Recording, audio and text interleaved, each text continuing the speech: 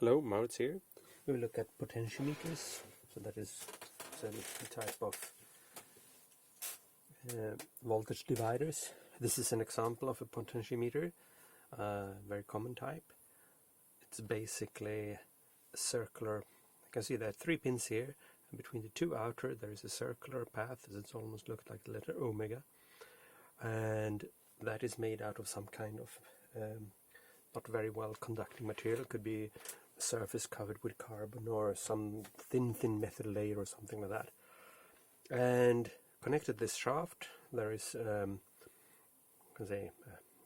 arm sticking out, connecting down to the path. It can slide over the path, and then it's also connected to the middle pin here.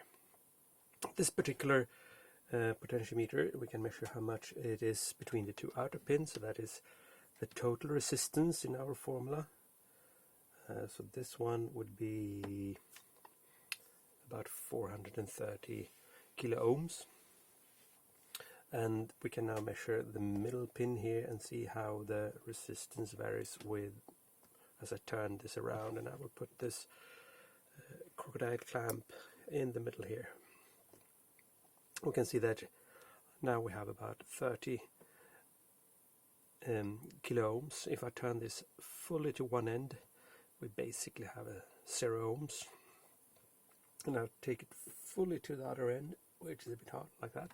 I get the 430 kilo ohms. As you can see here, the resistance when I halfway through is not halfway through. That is because these potentiometers, they're basically 2 different kinds when it comes to how the resistance varies with the path. You have linear ones, where the resistance is proportional to the angle, and this one is called logarithmic potentiometer, or pot, as one often say. This is logarithmic pot, and it's used in audio situations because what these are often used for is, for example, for the volume knob on a stereo. So you basically have this pin connected to the ground, and here you have the signal coming in, and here is going out, and the volume will go from full volume, where the resistance of the resistor basically is 0, to the lowest volume where the resistance is as high as possible. Or in this case it will be opposite. This will be full volume, and that would be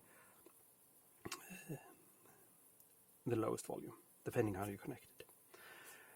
And the reason why it's logarithmic is because our ears are logarithmic. We don't perceive the same change in power. If you take from 1 watt to 2 watt to 3 watt to 4 watt, we don't perceive that as the same change in volume. From 1 watt to 2 watts, we will perceive a certain change. From 2 to 4 will be the same change. From 4 to 8, the same change, and so on. So our ears work in a logarithmic way. So the exponential change of volume will be linear in how we perceive it. Or if you take something that is linear, it will be logarithmic in how we perceive it. That's why we made these potentiometers to work in the same way. As I said, this is a very common type. As I said, this is one that is made to use, for example, in a guitar or a stereo. So the knobs you have on a stereo, on a guitar, for example, they have a potentiometer underneath it. The problem with that type is that, as you saw, the full path is about, say, 4/3 of the full turn, a little bit more. And it's hard to get high precision on that. To do that, we can have this kind of potentiometer that is multi-turn, so to speak. This you can turn and turn and turn and turn. Reason for that is that inside here there's a screw that is connected to the arm, and then the path goes in a spiral in some way inside here, and this screw will allow the arm to move around this spiral pathway.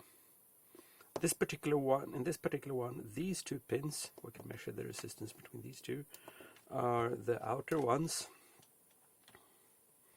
This has 5 kilo ohms as its resistance, and the middle pin, so to speak, is this down here. So this is connected down to the shaft that's over there, and this allows us to, that is multi-turns, allows us to, if I go from 5 kilo ohm, I can see it's a full turn. Let's put one of these so we can see how much a full turn makes. Put this on here and I will turn this one full turn and then another full turn and so on. And we can also adjust it very carefully. So if we want to have 4 kilo ohms, you can see I can get very close.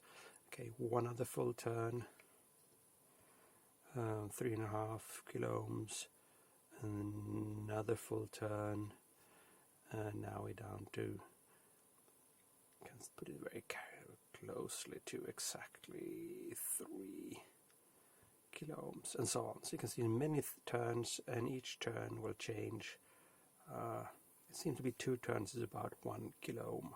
1 turn, 2 turns, so 1 kilo ohm there, 1 turn, and 2 turns, and we're basically down to 0.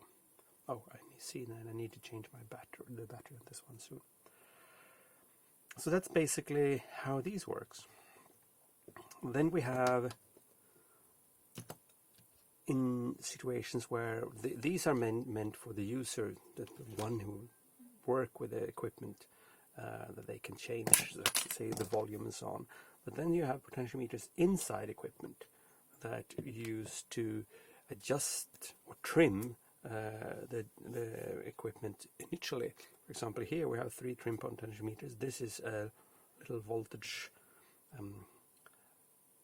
to voltage device that you have 12 volts in, 9 volts out, and this we can adjust, for example, the maximum current and what voltage you have and so on. These are not supposed to be changed by the user, they're inside the machine. We have one of these here. This one is also multi-threaded, and this one is 4.8 kilo ohms, and I put the middle one here. I can change the resistance by turning this, and yet again, since it's multi-turns, I can adjust this very carefully. I don't get this to work. What do you have there? I can adjust this very exactly. As you saw, it would happen to be set to, I can try to set this to exactly, wrong direction, no, right direction, to exactly 3 kilo ohms, which it cannot do on the other types that the ones that we basically had 1 turn in. So I can be very close to 3 kilo ohms. This is one type that you have multi-turns. Then you also have, if the precision is not as required, you can have these types where you can set the resistance, and they work more like this one, that you have just a part of a full turn. So the precision is quite much lower in these ones. That was a little bit about the different kind of potentiometers, and I think it could be interesting just to have seen them at least.